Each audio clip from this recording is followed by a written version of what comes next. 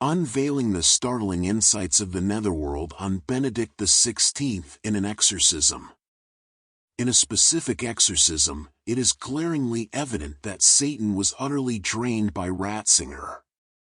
He loathed him, could no longer bear him.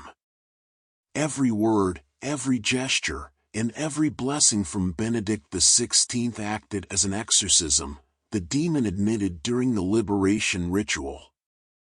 The Pope Emeritus did not just expose the devil every time he warned humanity about his wicked deeds and malevolent works.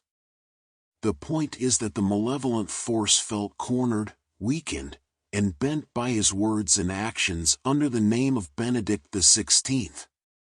The malevolent entity was pushed to the brink, as revealed by a direct collaborator of an exorcist who witnessed some alarming events. There were talks of screams, wails, and cries of agony. The most remarkable disclosure was that the devil couldn't stand the Pope and his continuous teachings against hell and the spirits that inhabit it.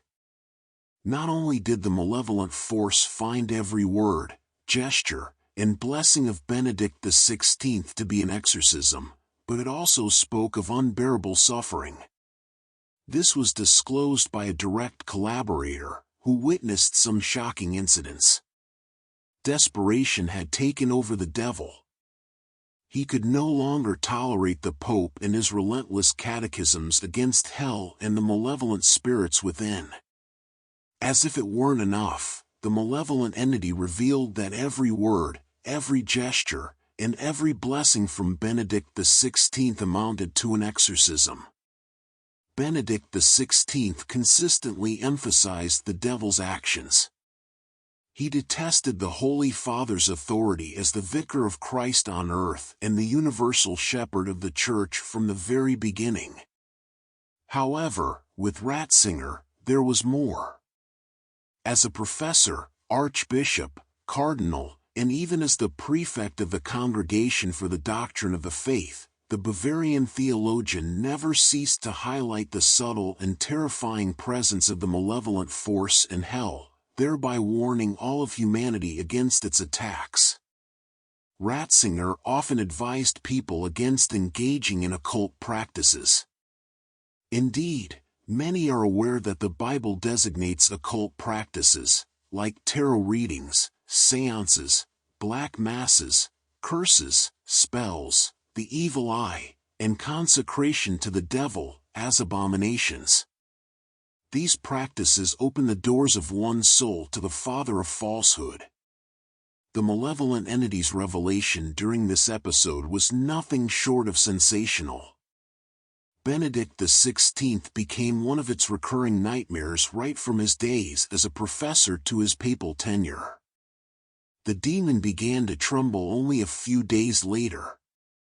In an exorcism conducted by Monsignor Gemma, it stated, "The new pope is even stronger than the previous one, John Paul II, and he will make us suffer." That's how it unfolded, and it continues to this day.